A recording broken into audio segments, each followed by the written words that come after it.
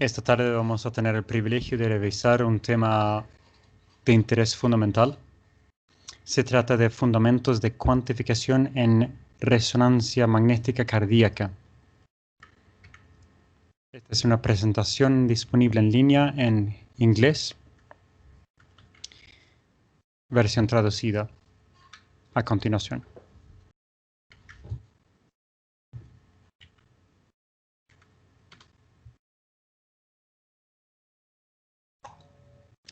Acá tenemos algunos de los datos acerca del artículo.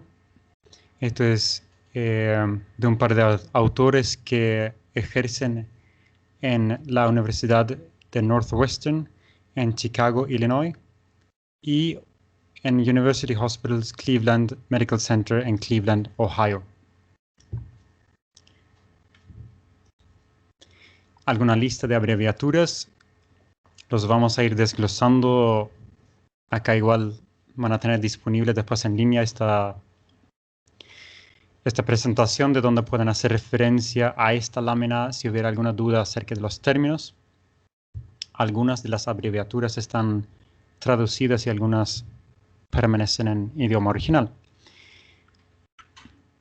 Algunas de las fórmulas seleccionadas describen cómo se calcula primeramente volumen sistólico, que es en unidad de mililitros el volumen de sangre bombeada del ventrículo por latido, donde se calcula a partir del volumen de fin de diástole menos el volumen de fin de sístole. Se resta la segunda de la primera y entonces nos quedamos con el volumen sistólico. La fracción de eyección es también el volumen de sangre bombeada del ventrículo por latido, pero expresado en porcentaje, por ende fracción, donde lo que sería SB, stroke volume en inglés, o volumen sistólico en español, esto es lo que nosotros dividimos luego por lo que sería volumen de fin de diástole. Entonces ahí nos quedamos con la fracción de eyección. Simplemente un repaso para recordar. Lo que es el gasto cardíaco es lo que llaman cardiac output en inglés.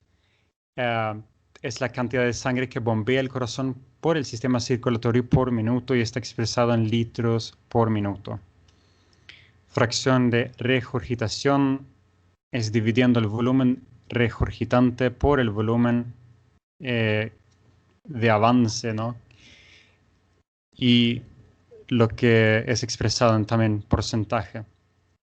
Lo que es la fracción de Shunt es un índice de la sangre que fluye por la circulación pulmonaria y sistémica en caso de existir un Shunt. Y esto no es de unidad, sino que es netamente un índice como tal, numérico. Los objetivos de aprendizaje de esta presentación son comprender los principios básicos de las secuencias comúnmente empleados en la resonancia magnética cardíaca cuantitativa. Comprender los principios de la cuantificación de parámetros en escenarios clínicos. En tercer lugar, comprender e identificar errores comunes realizados en la resonancia cardíaca y aprender técnicas adecuadas de resolución de estos problemas. Un poco del trasfondo. La resonancia cardíaca es hoy día considerada la modalidad no invasiva estándar para proveer muchos parámetros estructurales y funcionales. La información cuantitativa obtenida por este método tiene un impacto significativo sobre el diagnóstico, el tratamiento y el pronóstico de muchas enfermedades cardiovasculares. En tercer lugar, los médicos intérpretes deben de estar familiarizados con técnicas de cuantificación básica para asegurar la precisión y la confiabilidad de estos resultados. De ende, esta presentación sirve estos objetivos como para ayudar al médico radiólogo a poder hacer una adquisición diagnóstica adecuada. El bosquejo de lo que vamos a ir hablando en esta tarde. En primer lugar, los volúmenes y la función ventricular. Y acá las secuencias que lo estudian son acá, por excelencia, el Steady State Free Precession es una imagen, lo vamos a ir desglosando después. Los parámetros que son calculados son varios. Recordemos por sus siglas en inglés, ESB, que sería volumen de fin de sístole, lo mismo volumen de fin de diástole, el EDB.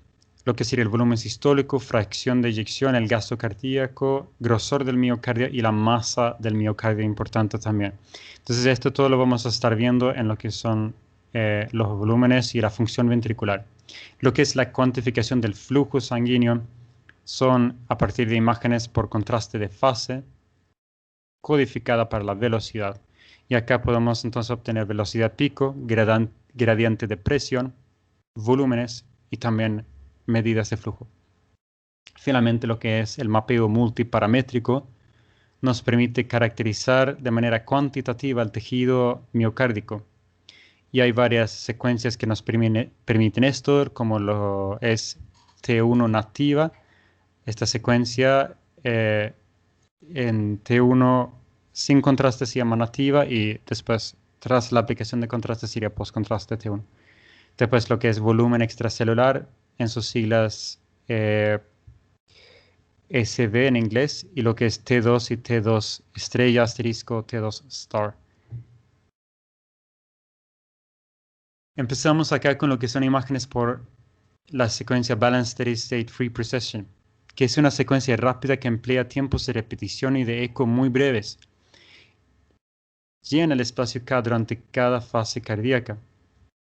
Produce imágenes de cine durante múltiples latidos cardíacos durante una sola apnea, lo que da a entender que es una secuencia rápida, valga la redundancia. Entonces, algunas compensaciones generales de los parámetros es que, bueno, la resolución temporal mejorada implica que un aumento del número de fases adquiridas da una determinación más precisa del fin de la sístole y de la diástole. Un menor grosor de la sección o del gap, también lo vamos a ver de manera gráfica, implica que un número aumentado de secciones que cubre el corazón hace que el cálculo de masa y volúmenes sea más preciso.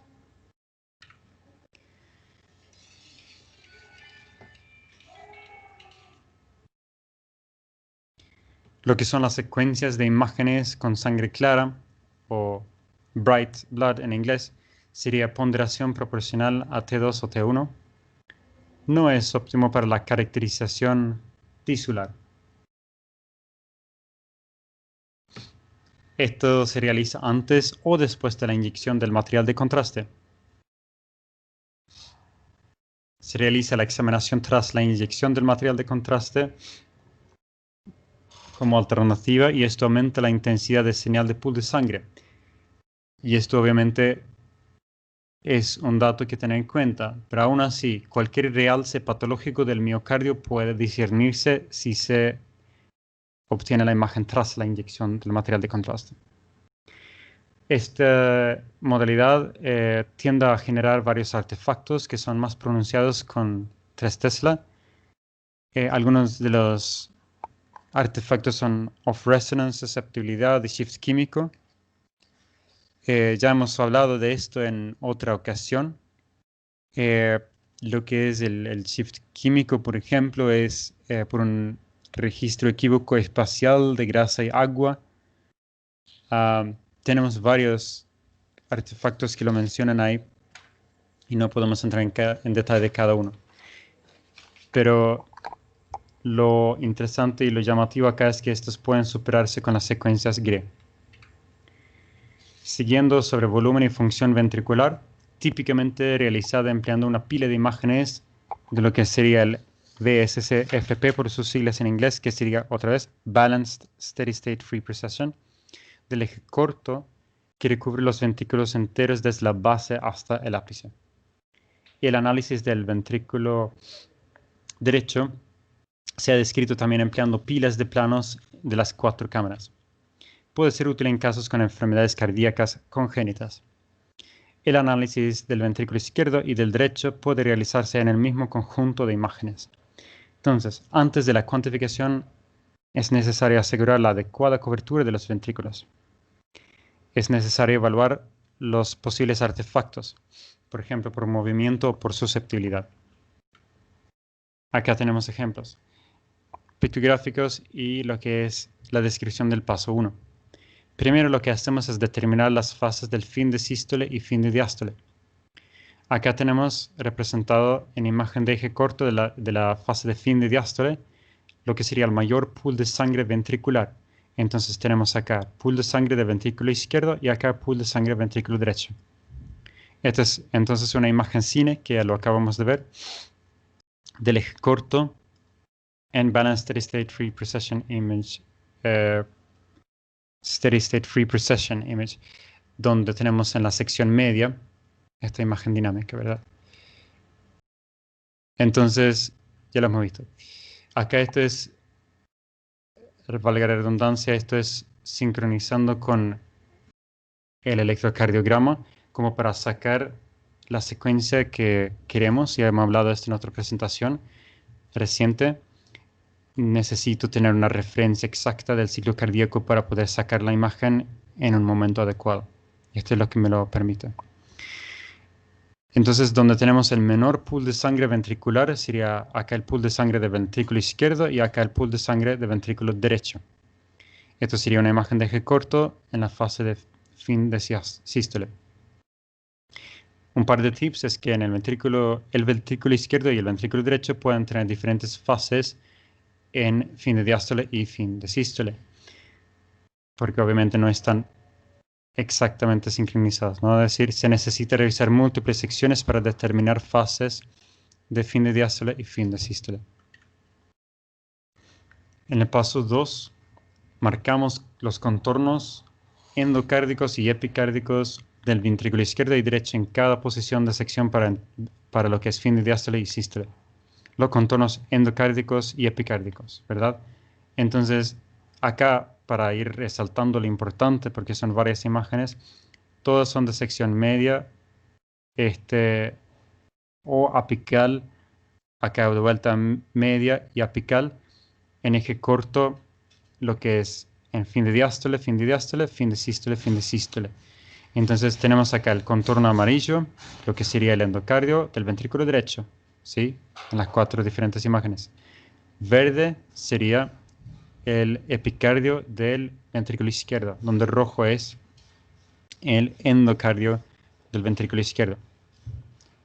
Estos son importantes para el cálculo de la masa del ventrículo izquierdo, de donde solo estamos midiendo en el ventrículo derecho lo que es el endocardio, no el epicardio en ese caso. Entonces, algunos tips. Acá, digamos, la selección y delineación de los contornos de las secciones basales del ventrículo izquierdo se debe medir donde el miocardio rodea al menos 50% del volumen sanguíneo. Entonces, incluimos sí o sí el tracto de salida del ventrículo izquierdo. Es una región muy importante. Lo hemos visto en varias otras presentaciones, al menos una donde se habla de prótesis. Entonces, las siglas en inglés de este es LVOT, lo que sería Left Ventricle Outflow Tract. Su correspondiente derecho es acá con R al principio. Entonces, este área debe ser incluido. Luego, para la delineación de los contornos de las secciones basales del ventrículo derecho, ten en cuenta que el tracto de salida de vuelta mencionamos que debe ser incluido en el volumen sanguíneo. Los contornos basales del ventrículo derecho pueden tener una forma algo más irregular, como una forma de coma, comparando con el ventrículo izquierdo. Un tip para la sección apical es que cuando la sección más apical de las imágenes de la pila de imágenes contuviera solamente un círculo de miocardio sin un pool de sangre visible, entonces lo que se hace es trazar un contorno epicárdico sin un contorno endocárdico, porque obviamente no tenemos que restar ningún volumen de pool de sangre porque no la tenemos en la imagen. Entonces, sencillamente es todo lo que contiene esa imagen de epicardio, contenida por la línea del epicardio, ¿no? Luego, otro tipo es emplear una referencia cruzada con proyecciones en eje largo, lo vamos a ver, para confirmar la ubicación, asumiendo siempre apneas consistentes entre las secuencias, ¿verdad? O sea, tenemos que tener una constante. Entonces acá tenemos justamente lo que estamos hablando, esto es en el eje largo, donde podemos tener una representación, ¿no? Dónde estamos ubicados topográficamente. Acá, digamos, lo que es el contorno del ventrículo derecho incluye el RVOT, o sea, lo que sería Right Ventricle Outflow Tract, el tracto de salida del ventrículo derecho. Esto es lo correspondiente para el ventrículo izquierdo. Y este es con extensión hasta las cúspides de las válvulas aórticas, en el caso del lado izquierdo, ¿verdad? Esta imagen de referencia de 4 cámaras en fin de diástole incluye porciones del ventrículo derecho y de la izquierda, respectivamente. Acá tenemos a nivel de la válvula pulmonar, sin visualizar la parte del ventrículo derecho. Llamativamente acá, menos del 50% del pool de sangre está rodeado por el miocardio. Entonces, ¿se acuerdan que hablamos justamente de esto? Acá tenemos la representación en eje largo. La sección está a nivel de las aurículas en este caso. Esta es una imagen de referencia de las 4 cámaras en fin de diástole. No vamos a reiterar los colores, representan lo mismo que ya hemos mencionado. Y acá la leyenda, ¿verdad? Acá tenemos también como importante hallazgo o dato, lo que es la arteria pulmonar principal, que está señalizada acá. Y esto es entonces a nivel de la válvula pulmonar. Hemos mencionado que a este nivel no se ve el ventrículo derecho.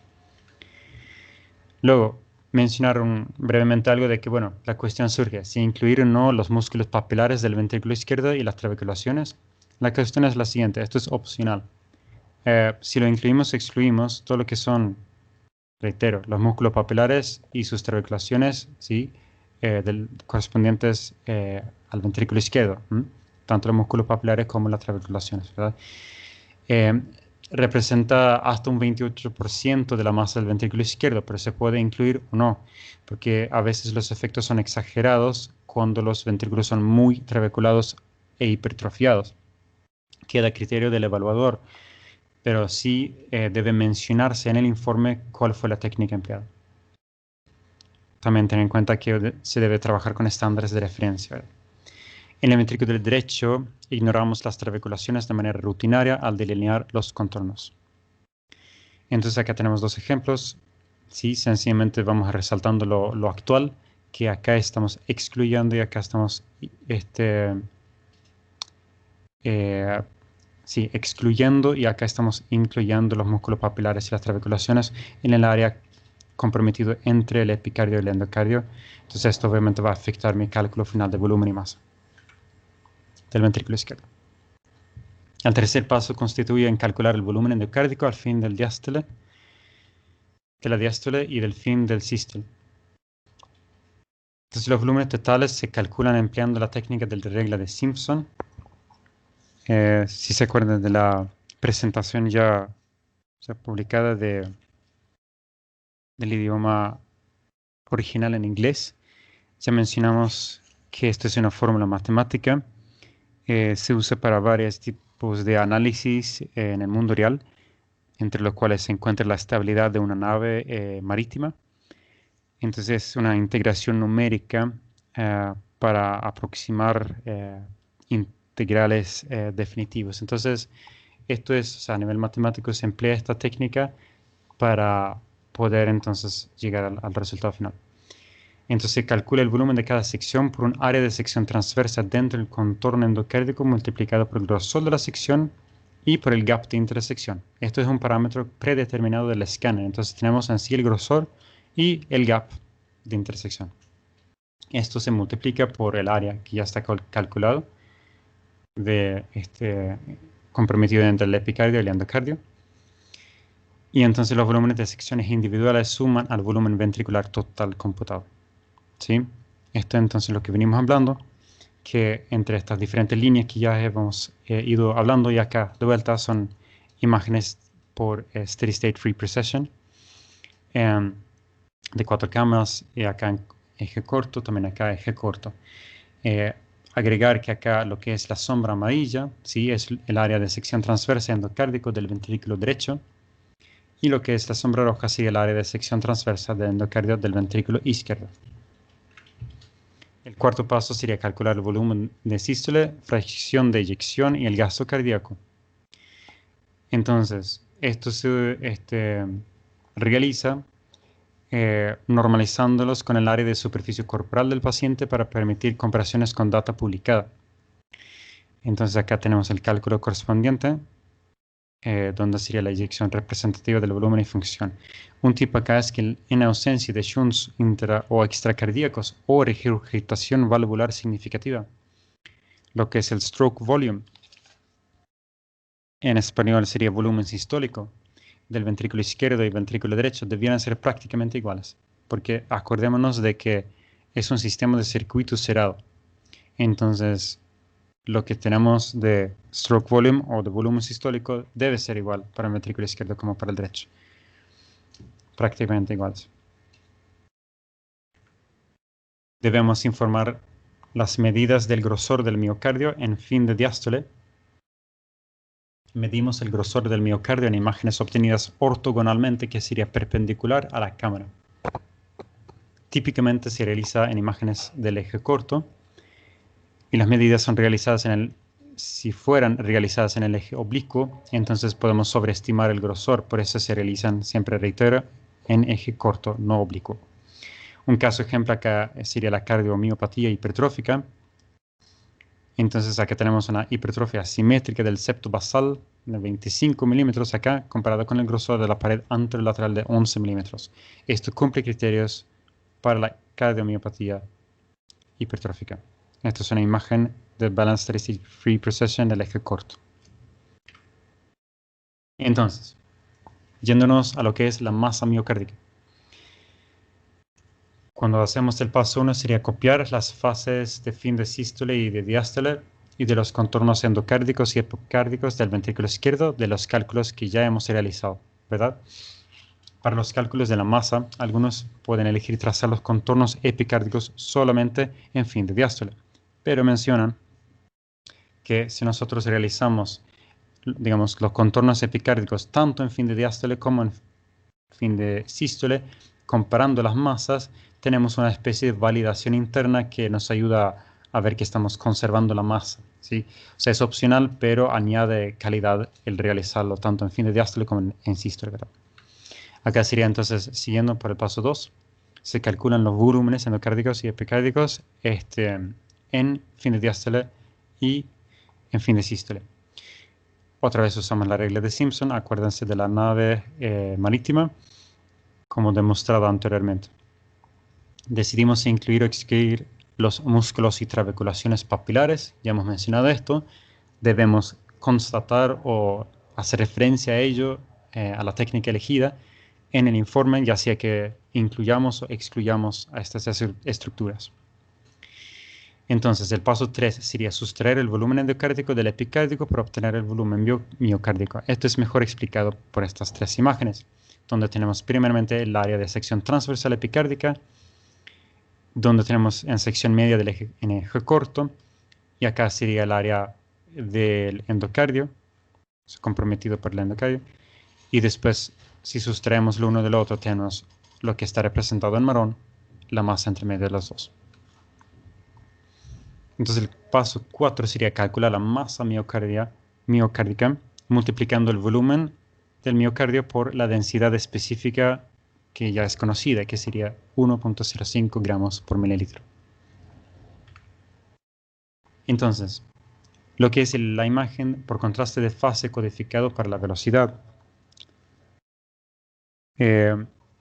Cuando tenemos una secuencia llamada de gradiente de eco, spoiled, o sea, sería con descripción, en la que cambios inducidos de fase en los protones en movimiento son directamente proporcionales a su velocidad a lo largo de la dirección de gradiente.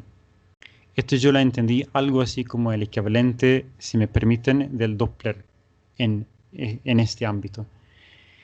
Las imágenes son generadas según un cambio neto de fase, así que sería entre positivo 180 grados y menos 180 grados. El flujo aparece con intensidad alta o baja de señal dependiendo de la dirección. Entonces, acá la dirección es lo que me va dando la información. Los protones estáticos aparecen como grises. Entonces, eso no me aporta la información, sino lo que es la dirección y el movimiento. El gradiente de codificación de velocidad, que sería el VENC, acá por sus siglas en inglés, Velocity Encoding Gradient, se define correspondiendo al máximo cambio de fase. Vamos a ver cómo esto se puede y debe ajustar después. Y un ejemplo muy práctico como para que tenga más sentido para muchos que estamos iniciando en esto. La velocidad pico puede calcularse según el grado de cambio de fase. Entonces, esto es según el, digamos, ¿no? Según el grado de cambio de fase, según el grado de movimiento que hay. La imagen de magnitud también se reconstruye de la misma data según la ubicación anatómica. Entonces acá tenemos un ejemplo donde el flujo sanguíneo y el campo magnético aplicado y lo que es el cambio de fase. Acá sería imagen por contraste de fase codificado por la velocidad otra vez. Las imágenes de contraste de fase muestran velocidades in plane o through plane con respecto a la dirección de flujo. Entonces, in plane es cuando estamos paralelo al plano. Through plane sería perpendicular. Entonces, lo que es in plane muestra la velocidad paralela de la dirección del flujo sanguíneo, justo lo que mencioné. Es útil para mostrar el sitio para medir la velocidad pico, pero no permite el cálculo preciso de los parámetros de flujo. Lo que es el through plane muestra la velocidad ortogonal o perpendicular, valga la redundancia, a la dirección del flujo sanguíneo. Esto es necesario para el cálculo preciso de los parámetros del flujo. Entonces acá tenemos lo que es el tracto de salida del ventrículo izquierdo en in plane, en fase sistólica y de magnitud. Y acá tenemos imágenes de contraste de fase en a nivel de la válvula aórtica, en through plane y de magnitud. Entonces acá el flujo por este tracto en A y B y por la válvula aórtica en C y en D aparece con baja intensidad de señal en la imagen de fase, que sería la flecha en A y C. A y C. La anatomía correspondiente se muestra mejor en las imágenes de magnitud, ¿sí? Acá es una representación anatómica más fiel. Lo que es la velocidad y el gradiente pico, antes de la cuantificación se debe asegurar, y acá vamos a lo práctico, una adecuada selección del VENC. Acordémonos, VENC es corto para Velocity Encoding Gradient, sería gradiente de codificación de velocidad. Entonces, si nosotros lo ponemos demasiado bajo, genera aliasing. Tenemos lo mismo cuando estamos ajustando los parámetros para Doppler en ecografía. Podemos tener el mismo efecto si no estamos ajustando correctamente los parámetros en ecografía. Entonces, el VENC demasiado alto conlleva que las bajas velocidades obscurezcan por ruido de fondo. Entonces, un tip que ellos proporcionan es que el aliasing, que este fenómeno lo vamos a explicar en brevedad, debiera ser corregida al momento de escaneo aumentando el VENC. La mayoría de los paquetes de software de postprocesamiento tienen algoritmos para disminuir el artefacto de aliasing. Entonces, bueno, las imágenes through plane se obtienen a nivel de y perpendicular a la dirección del jet de pico de flujo. Un tip acá es que la referencia cruzada con las imágenes in plane, o sea, longitudinales o paralelos, de contraste de fase o balanced steady state free precession, para asegurar la selección correcta del plano, ¿sí? Siempre usamos los diferentes planos para ubicarnos y correlacionar la topografía.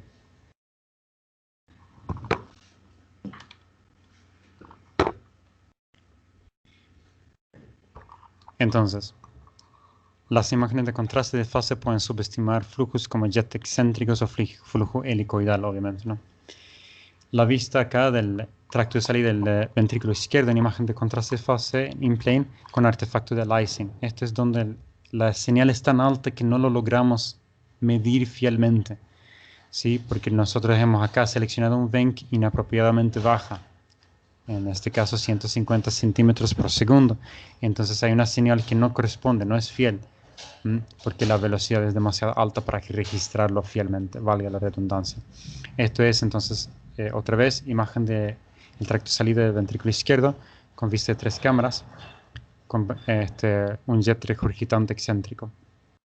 Y bueno, eso va, digamos, en dirección posterior hacia la válvula mitral anterior en este caso. Ok, acá un ejemplo de aliasing. Se acordarán de la otra presentación para hacer correlación. El aliasing se define como un efecto de rueda de vagón, o sea, estroboscópico. Cuando ustedes ven en una película o en un video, una rueda parece estar dando vueltas hacia atrás en un vehículo cuando se filma. ¿Por qué?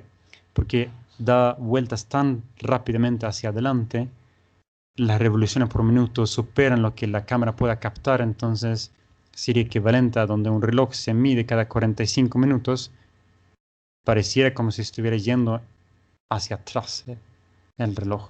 Pero no, sencillamente no lo estamos midiendo suficientemente rápido como para realizar una fiel reproducción. Y esto, bueno, esto es lo que pasa justamente en ecografía, en Doppler también. Así describen acá en esta bibliografía de Thrush cómo tenemos el efecto de aliasing en ecografía, ¿sí? O sea, nuestra medición es insuficientemente frecuente de donde la frecuencia real no es representada. Entonces esto sucede también en este caso, donde el Venk es lo que debemos ajustar adecuadamente. Entonces, yendo a lo que es velocidad y gradiente de pico, paso 1 sería cargar las imágenes de fase y magnitud. Paso 2, marcar la región de interés en las imágenes de through plane e in plane. Un tip es que trazamos las regiones de interés en las imágenes de magnitud porque son mejores representaciones anatómicas, ya lo mencionamos. La velocidad y el dato de flujo se obtiene solamente a partir de imágenes de fase. Entonces acá tenemos imágenes de contraste de fase por encima del nivel de la válvula aórtica en fase sistólica. Acá sería el through plane axial. En esta imagen acá muestran la región de interés en el círculo rojo alrededor de la aorta. ¿Sí? Acá es más fiel la representación anatómica, pero acordémonos de la importancia de estas imágenes también, porque son complementarias. Entonces acá tenemos contraste de fase, con vista el tracto de salida del ventrículo izquierdo, in plane, en fase sistólica y de magnitud, y otra vez es la región de interés del óvulo rojo alrededor del área de flujo del tracto de salida del ventrículo izquierdo y la aorta próxima. El tercer paso sería medición de las velocidades de pico para cada fase según el cambio de fase. Entonces acá la corrección del fondo del software pueden corregir imprecisiones en presencia de los offsets de fase. Entonces acá este diagrama muestra cambios de la velocidad de la sangre a través de la válvula aórtica calculada en base a las regiones de interés, que serían 3 en este caso. Entonces con estos 3 niveles, que sería por encima del nivel de la válvula aórtica, podemos entonces calcular la velocidad de sangre. Sería algo así como 3 policías parados a lo largo de la ruta. El primer policía dice, bueno, este señor pasó a las 4:30. El siguiente policía dice, este señor pasó a las 4:40. Y el siguiente policía dice, bueno, este señor pasó tan rápido que ni sé qué hora era. Entonces, eso es importante tener en cuenta, que nosotros al elegir 3 imágenes diferentes podemos tener, aunque es una sección en eje corto, al compararlas tenemos entonces una fiel reproducción de la velocidad. El paso 4 sería la gradiente de presión, que se calcula entonces según la ecuación modificada de Bernoulli. Vamos a saltar directamente a eso. Se acordarán de lo que es la aerodinámica, que bueno, Bernoulli en su libro Hidrodinámica en 1738 describió que si tenemos mayor velocidad de un fluido, como en este caso encima del ala de un avión, hace que la presión estática es menor y esto genera una energía potencial, de donde si tenemos acá este gas, o sea, aire más lento, la presión estática es mayor y eso levanta el ala. Lo mismo sucede en un tubo lleno, digamos, de líquido, donde la velocidad es mayor, la presión estática es menor, donde la velocidad del fluido es menor, la presión estática es mayor. Esto sería equivalente a que cuando caminamos lento por la calle vemos más detalles. Tenemos más tiempo para mirar a los lados, para que se acuerden eso. Entonces, la ecuación modificada de Bernoulli lo que hace es compensar en algunas situaciones patológicas algunos parámetros a tener en cuenta. Esta es la ecuación modificada de Bernoulli, ¿verdad? Entonces V1 acá es la velocidad pre-orificio y la V2 es la velocidad post-orificio. V1 al cuadrado es significativamente menor que la V2 al cuadrado en la mayoría de las condiciones fisiológicas y puede ser ignorado. Por ende, esto sería la simplificada. Diferencia de pre igual a 4 por V sub 2.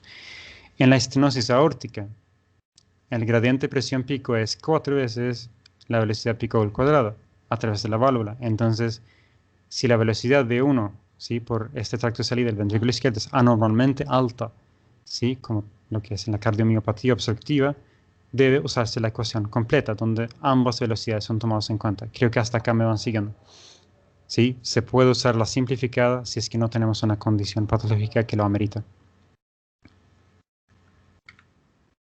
Entonces acá es un caso ejemplo de la cardiomiopatía hipertrófica obstructiva, donde tenemos una imagen en 3 cámaras de Balanced Steady State Reprocession acá, y acá una imagen de contraste de fase in plane del tracto de salida del ventrículo izquierdo. Entonces, esto es durante sístole, donde vemos engrosamiento del septo basal en la flecha sólida, demarcado por la flecha sólida, y un jet desfasado secundario a la aceleración del flujo a través del tracto de salida del ventrículo izquierdo. Esta es la flecha punteada.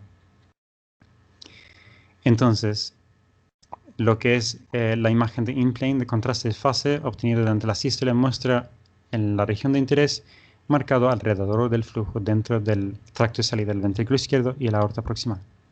Entonces, en este caso, la velocidad pico calculada fue de 2,0 metros por segundo. Entonces, empleando la ecuación modificada de Bernoulli, ¿sí?, equivale a un gradiente de reposo de 16 milímetros mercurio. O sea, esto es lo que podemos lograr a través de estas imágenes. Bueno, luego, para el paso 3 se repiten los primeros 2 pasos, midiendo las velocidades pico. Después el trazo del flujo sobre el tiempo puede calcularse multiplicando la velocidad por el área de sección transversa de la región de interés. El cuarto paso sería entonces los volúmenes de avance e inversa durante el ciclo cardíaco son calculados calculando áreas debajo de la curva durante flujos de avance, que sería positivo, e inversa negativo. Bueno, en ausencia de regurgitación valvular o shunt, el volumen de avance debe ser cerca de equivalente a stroke volume o volumen sistólico. Entonces, bueno, el volumen de avance es representado acá como el área debajo de la curva de flujo versus tiempo, acá en color naranja. Entonces acá tenemos volúmenes de avance inversa, caso ejemplo, regurgitación aórtica, donde tenemos las 3 cámaras aquí y contraste de fase aquí. Este es un síndrome de Loeys-Dietz con una aneurisma típica de la raíz aórtica que respeta la válvula. Esta represión de esta condición común en este síndrome.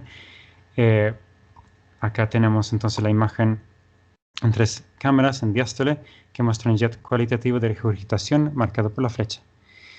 Entonces esta imagen en through plane de contraste de fase por encima del nivel de la válvula, acá B, corresponde con la línea de referencia en A, esta línea roja acá, muestra una región de interés delineado alrededor de la aorta ascendente.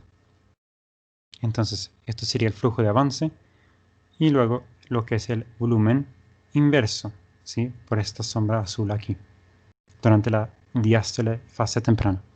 La fracción de regurgitación calculada, teniendo en cuenta las dos, sería 19%. Luego lo que es regurgitación mitral, ¿sí?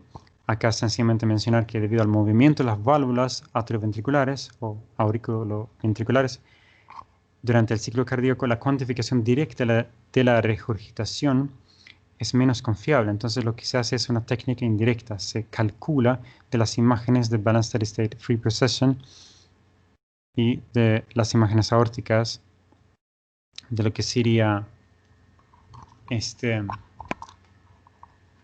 ecuación que figura acá abajo. Entonces en este caso podemos obtener una representación por medio de una fórmula matemática de lo que no podemos medir visualmente. Entonces, si el paciente también tiene regurgitación aórtica, debemos restar esto del volumen de regurgitación mitral. Entonces, acá tenemos, bueno, una imagen de Steady State Reprocession sistólico de 4 cámaras que muestran un jet regurgitante con dirección central y, bueno, acá con los volúmenes correspondientes. El volumen de regurgitación en este caso fue de 25 mililitros y una fracción de regurgitación de 35%. Todo esto calculado por inferencia matemática, no por visualización directa. Entonces, acá tenemos lo que son los shunts. Tenemos diferentes maneras de cuantificarlos. Sería la técnica directa y la indirecta. La técnica directa sería por imágenes de contraste de fase. Entonces, evaluamos el flujo a través del shunt. Y acá tenemos que bajar el Venk hasta 50, 80 centímetros por segundo para demostrar flujos más lentos, ¿sí? Lo que es la técnica indirecta, también usamos imágenes de contraste de fase. Lo obtenemos por encima del nivel de la válvula pulmonar y aórtica. Y entonces, en casos normales, lo que es la fracción de shunt es 1. Sí, esto es normal. Pero tenemos shunt izquierda-derecha, sería entonces pulmonar sistémica mayor a 1. Derecha-izquierda sería entonces pulmonar sistémica menor a 1. Es un factor importante al determinar el significado hemodinámico y si la respiración fuera apropiada o necesaria. Si es mayor a 1,5, generalmente se considera para reparación de shunt izquierda-derecha.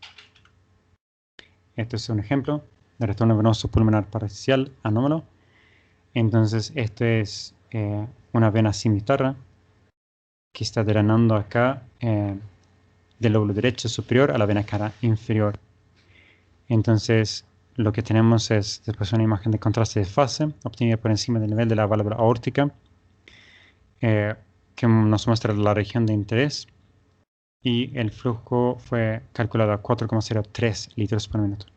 Después la imagen de contraste de fase de triplane por encima del nivel de la válvula pulmonar muestra la región de interés en círculo rojo trazado alrededor de la arteria pulmonar principal. Entonces el flujo dentro de la arteria pulmonar fue calculado a 5,33 litros por minuto. Entonces calculando entre las dos tenemos 1,32, lo cual confirma la presencia de un shunt de izquierda a derecha. Entonces, ahora sí, mapeo paramétrico. Lo que es la caracterización miocárdica de edema, fibrosis y procesos intersticiales tradicionalmente ha sido cualitativa, no cuantitativa. Pero sí, o sea, solamente era posible cuando había una diferencia entre el miocardio normal y anormal. Ha sido difícil demostrar la enfermedad difusa del miocardio, pero lo que permite el mapeo paramétrico es la cuantificación de estos parámetros miocárdicos. Son generadas imágenes secundarias, lo que son mapas en color, en que cada píxel representa una propiedad magnética específica del tejido, lo cual permite asesoramiento cualitativo. Bueno, ya hemos mencionado en el inicio T1, T2, T2 star, o lo que es volumen extracelular. Entonces, lo que es el mapeo T1 y el volumen extracelular. Acordémonos de que T1 es, digamos, la recuperación de la magnetización longitudinal, lo que sería la relajación spin lattice. Hay varios métodos para calcular los valores T1. Lo que usan mucho es el Luke Locker, o sea, MOLI. Lo que son pulsos múltiples de inversión seguido por lecturas en varios tiempos fijados de inversión. Entonces se puede realizar en fase precontraste, lo que sería nativo, o postcontraste. Entonces los de postcontraste son 10 a 30 minutos tras la inyección. La mayoría de las condiciones patológicas causan una prolongación del T1. Grasa hierro acá es bajo, pero lo que sería fibrosis, edema e infiltración nos da una imagen hiperintensa. Esto es sin contraste T1 nativo. Bueno, entonces tenemos que tener en cuenta la intensidad del campo, la secuencia del pulso, T2 lo que es el miocardio en T2 y lo que es el hematocrito. Entonces, el rango normal normalmente de 950 a 1050 milisegundos en un Tesla y medio. Debieran usarse rango de referencia locales o específicos para el escáner para valores T1. Lo que es el volumen extracelular, no voy a ahondar mucho acá porque tengo otro ejemplo a continuación, pero es brevemente un marcador de remodelación tisular del miocardio. Entonces se usa usando T1 nativo y postcontraste, los tiempos de miocardio y de la sangre, importante, en T1 nativo y postcontraste, valga la redundancia, normalizados con el hematocrito del paciente. Vamos a ver por qué es tan importante esto. El rango normal es de 25 más menos 4%.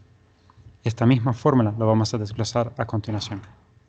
Volumen extracelular hecho simple. Entonces tenemos acá algunas siglas como para seguirnos. Esto es volumen extracelular, es igual a 1 menos el hematocrito. Esto vamos a ver por qué. Y bueno, miocardio, pool de sangre, hematocrito, nativo postcontraste. Esto lo van a tener a disposición para revisar con tranquilidad. Entonces, esto nos puede generar cierta incomodidad o incertidumbre, pero lo debemos desglosar. ¿Por qué tenemos el hematocrito como parte de esta fórmula? Si el hematocrito fuera alto, por ejemplo, en el policitemia vera, entonces este cálculo evita falsos positivos, porque al ser alto, resta más del 1, entonces tengo un valor más bajo, por ende compensa. Si tengo anemia, un hematocrito bajo, entonces este valor bajo resta menos del 1, tengo un valor más alto en SD. Entonces evito un falso negativo cuando tengo, por ejemplo, anemia. Acá tenemos lo que sería la diferencia entre postcontraste y nativa. Postcontraste, nativa. Siempre restando la nativa del postcontraste, ¿verdad? Tengo que restar lo que yo tenía al inicio de lo que obtuve al final. Esto es el efecto neto del realce, lo que quiero valorar. Luego, finalmente, la diferencia entre la señal del miocardio y del pool de sangre. Resto lo que es el pool de sangre, que no es lo que quiero medir, pero lo que el realce que, digamos, se realiza a nivel del pool de sangre, lo resto de lo que logró captar el miocardio, entonces sería restando, digamos, en otras palabras, con el material de contraste que permanece en el espacio intravascular aquí, blood pool, entonces obtengo el valor neto de la señal extracelular, y esto es lo que quiero lograr. Por ende, no era tan complicado después del todo, si lo tomamos con calma y detenimiento. Entonces, lo que es el mapeo T1 y volumen extracelular, 3 imágenes de eje corto son las que usamos, base, medio, ápice. Entonces, las imágenes de mapeo en escala de grises o color son generadas en el escáner. Y entonces, antes de la cuantificación, tenemos los mapas nativos y postcontrastes en el mismo nivel. Debemos asegurarnos de que están libres de artefactos, de movimiento, etc. Evaluando las imágenes de origen para detectar los artefactos, sus causas, y tener en cuenta que el hematocrito lo debemos tener en las últimas 24 horas para lo que es el volumen extracelular. Acá tenemos entonces un mapa nativo de T1 en eje corto de la base, post-contraste aquí. Entonces veremos acá lo que es el infraseptum basal por la flecha sólida, y tenemos un artefacto adyacente de susceptibilidad por esta flecha azul. Lo que son los valores T1 aparentemente bajos dentro del septo, acá por la flecha, secundaria a artefactos de movimiento por una arritmia en este paciente. Cosas que tener en cuenta. Los mapas pueden analizarse manualmente con software de postprocesamiento o trazando los ROI, que bueno, sería traducido The Regions of Interest, las regiones de interés. El software de postprocesamiento permite mediciones de los tiempos T1 nativos y postcontraste a nivel global, seccional o segmentario. Se trazan los contornos epicárdios y endocárdicos en mapas T1 pre y postcontraste en cada nivel. Entonces estas regiones de interés dentro del pool de sangre en cada nivel son colocados y entonces se generan los mapas de volumen extracelular correspondientes. Esto sería el mapa en color de volumen extracelular. Entonces acá tenemos lo que es en naranja la región de interés del pool de sangre, endocardio rojo, epicardio verde. Bueno, entonces, si tenemos una enfermedad difusa global, entonces una región de interés simple trazada en el septo medio o basal da una representación apropiada del miocardio global. Pero si tenemos una anormalidad focal, debe trazarse en el segmento anormal, si no estamos promediando mal, obviamente. Entonces, debemos, para calcular lo que es el volumen extracelular, tener regiones de interés dentro de las mismas regiones del miocardio del pool de sangre, para que sea representativo. Debemos evitar el pool de sangre, grasa o líquido epicárdico y los artefactos cuando se traza estas regiones. Acá tenemos un hematocrito de 0,47. El volumen extracelular en este caso sería normal como 25% con estas áreas que ya hemos mencionado. Esto sería entonces en caso de amiloidosis. Acá es la imagen de captación tardía de gadolinio, lo que sería LGE, Late Gadolinium Enhancement, de 4 cámaras. Este mapa T1 del eje corto medio nativo, postcontraste y combinado SD. Entonces, todo el cálculo que ya hemos mencionado, teniendo en cuenta el hematocrito de 0,42 en este paciente, el mapa de SV color muestra Entonces, un mapa marcadamente elevado a 50%, lo cual es consistente con infiltración amiloidea difusa. Y es más pronunciado en este caso dentro del septo interventricular medio y apical, acá señalizado por las flechas.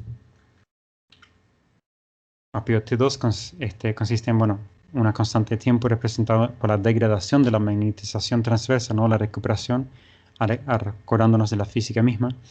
Entonces acá se llama, la regulación spin-spin. Muestra un aumento del contenido tisular de agua en el miocardio o de edema. La aplicación sería infarto agudo de miocardio, miocarditis, sarcoidosis, rechazo de aloinjerto cardíaco, ¿verdad? Entonces, se obtienen imágenes siempre en contraste. Está en la misma ubicación como la mapa T1.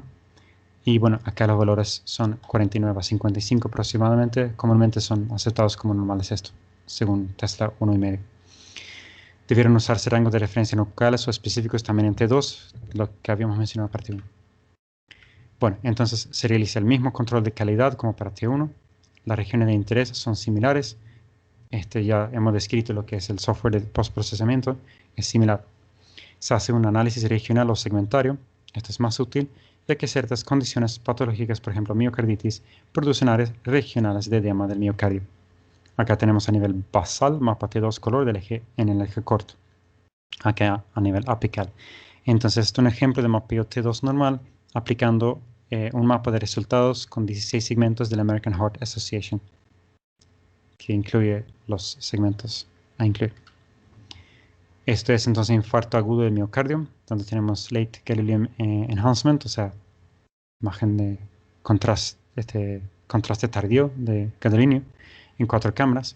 Y acá de lo que es el STIR, de Short Inversion Time Inversion Recovery, del eje corto medio.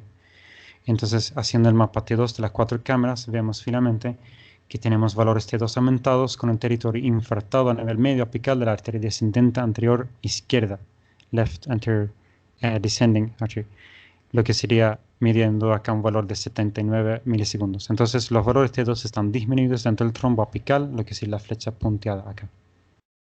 Hay entonces acá un trombo apical junto con un infarto asociado.